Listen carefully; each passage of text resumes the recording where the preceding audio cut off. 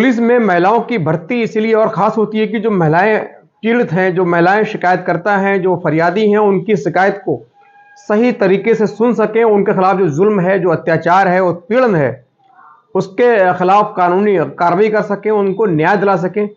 लेकिन एक बहुत बड़ा सवाल ये है कि यदि महिला पुलिस के साथ उत्पीड़न होगा, अन्याय होगा, जुल्म होगा, बलात्कार जैसी घटना होगी, तो फिर उन जो महिलाएं, हजारों लाखों महिलाएं जो महिला पुलिस की ओर उम्मीद की नज़रों से देखती हैं, उनका क्या होगा।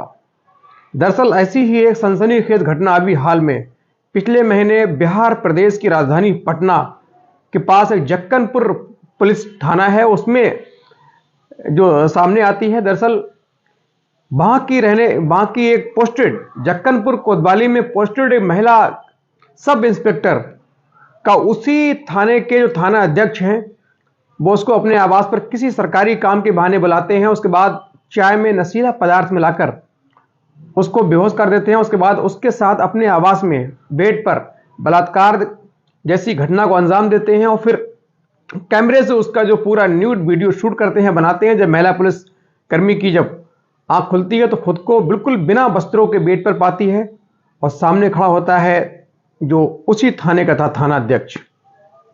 नमस्कार, मैं हूं शकील कादरी। ये सनसनीखेज घटना अभी कुछ दिन पहले की। दरअसल बिहार का पटना है, पटना के पास एक इलाका है जक्कनपुर, वहाँ जो कोतवाली है उसके थाना अध्यक्ष होते हैं, उनके अंडर में ही एक महिला, इसी थाने में एक महिला कांस्टेबल सब इंस्पेक्टर होती हैं, उनकी पोस्टिंग होती है, वहाँ काम कर रही होती है। पूरी ईमानदारी से, निष्ठा से मन लगाकर पुलिस का काम कर रही थी, शादीशुदा थी, देखने में बहुत सुंदर थी, खूबसूरत थी।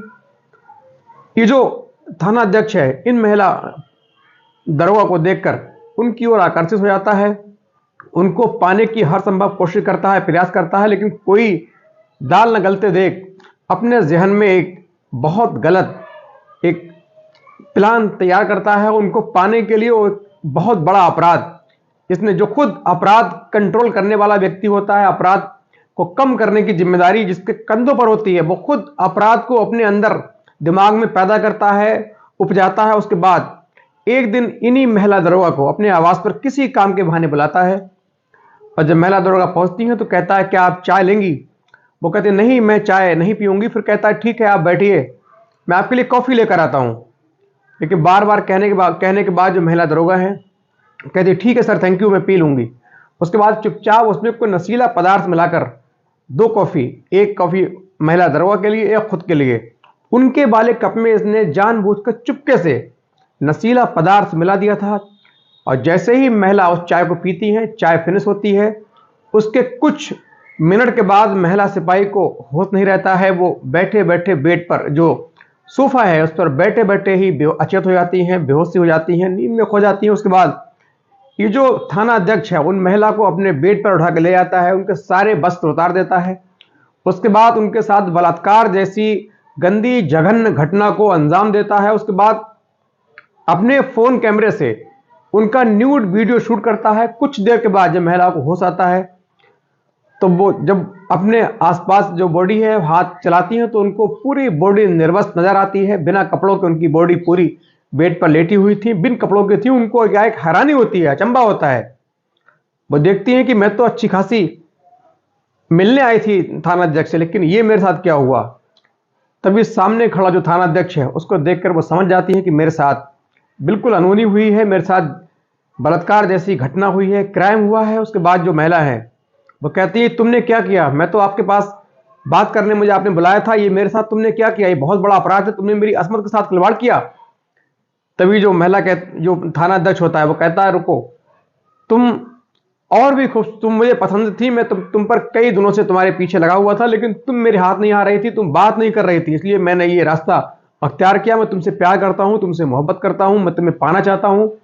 तमाम बातें कहता रहा। फिर वो कहता है, देखिए, मैंने आपकी फोन में अपना वीडियो भी बनाया है और वाकई तुम बहुत सुंदर हो, बिना कपड़ों के तुम बहुत सुंदर लगती हो, देखो आपके फोटो ही कैसे लग रहे हैं।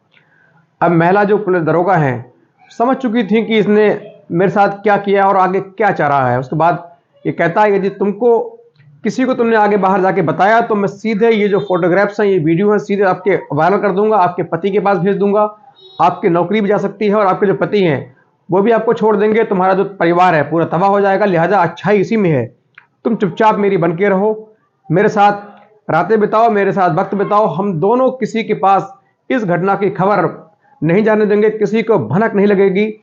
हम दो के बीच ही बात रहेगी, लेकिन तुमने कोई कानूनी सहायता लेने की कोशिश की, किसी को बताने की कोशिश की, तो ये वीडियो है, ये फोटोग्राफ्स हैं, सीधे मैं तुम्हारे पति के पास भेजूंगा।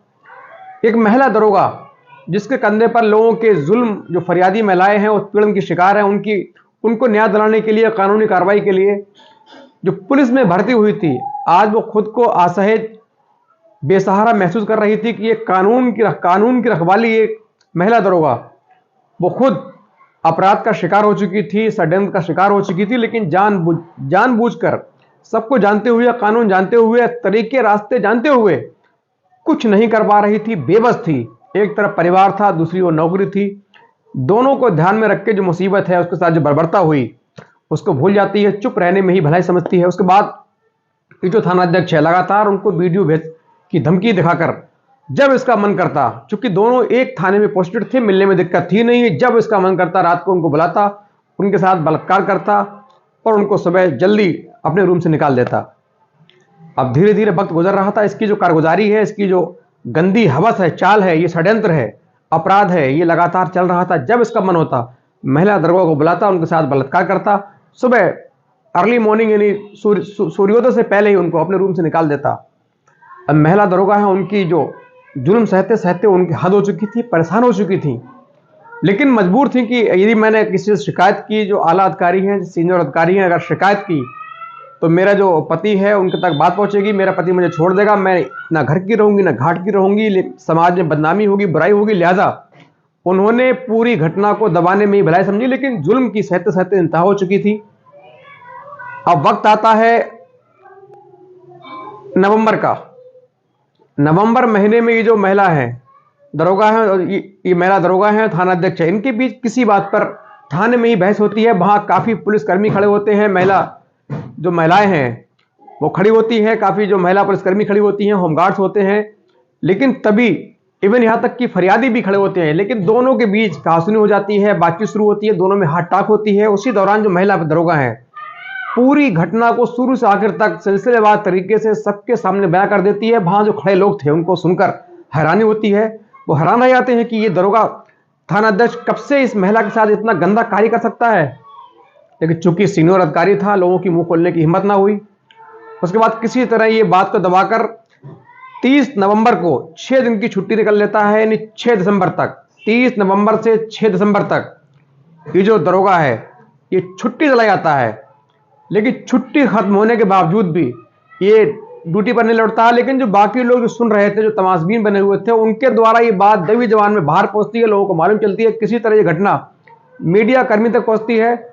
इस घटना में जो खुलासा होने लगता है, बाहर लोगों में दबी जबान में बातें होने लगती हैं। ये बात जो थानाध्यक्ष है उस तक पहुंचती है। वो छुट्टी के बाद ड्यूटी ज्वाइन नहीं करता है। इधर जो महिला दरोगा है ये भी शर्म की वजह से उस थाने से निकल जाती हैं, दोनों निकल जाते हैं, गायब हो जाते हैं। उसके बाद जो महिला है काफी उस दरोगा का इंतजार करने के बाद, जुल्म सहने के बाद, किसी तरह हिम्मत करके जब समाज में बात फैलने लगती है तो उनको लगता है कि अब मुझे अपने पति को बताना चाहिए, कानून का सहारा लेना चाहिए। फिर वो अपने पति के साथ तमाम रिश्तेदारों को लेकर सीधे ये 15 जनवरी 2024 को, अभी पिछले महीने की बात है, ये सीधे पटना पुलिस मुख्यालय पहुंचती हैं। वहां जो सीनियर अधिकारी होते हैं उनको पूरी घटना से सिलसिलेवार तरीके से अवगत कराती हैं, बताती हैं। कहानी सुनने के बाद जो आला अधिकारी हैं उनके पैरों तले जमीन खिसक जाती है। वो हैरान रह जाते हैं, कैसे उनके ही डिपार्ट का एक दरोगा, उनके ही डिपार्ट की एक महिला दरोगा के साथ बलात्कार कर रहा है, जिस पुलिस के ऊपर लोगों को न्याय दिलाने की जिम्मेदारी हो, जो पीड़ित हैं, जो अत्याचार जिनके खिलाफ हो रहा है,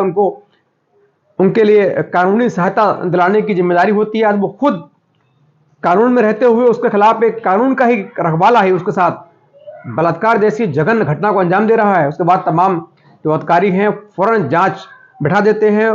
एसपी सदर होती हैं स्वीटी शेरावत, एसपी साहब होते हैं भरत सोनी, इन दोनों को जांच दी जाती है। दोनों जांच कर रहे हैं। फिलहाल दोनों का कहना है कि फिलहाल जांच जारी है। जो भी इसमें गुनाहगार होगा उसके खिलाफ कड़ी से कड़ी कार्रवाई की जाएगी। फिलहाल जांच चल रही है। महिला दरोगा के भी बयान लिए जा रहे हैं। जो दरोगा है उससे भी पूछताछ होगी, लेकिन जो अभी जो आला अधिकारी हैं वो कुछ भी कहने से साफ मना कर रहे हैं। उनका कहना है जो निष्पक्ष और निडर तरीके से जिम्मेदारी से जांच चल रही है, यदि थाना अध्यक्ष महोदय दोषी पाए गए तो उनके खिलाफ कड़ी से कड़ी कार्रवाई की जाएगी। लेकिन एक बहुत बड़ा सवाल यह है कि इस तरीके से एक महिला पुलिसकर्मी ही जुल्म का शिकार होगी तो बाकी महिलाएं हैं, जो हजारों लाखों माँ बहनें हैं जिनको कानून पर भरोसा रहता है, जो कानून की ओर उम्मीद भरी नजरों से देखती हैं, उन पर क्या गुजरेगी, उन पर कानून पर कितना भरोसा शेष रहेगा।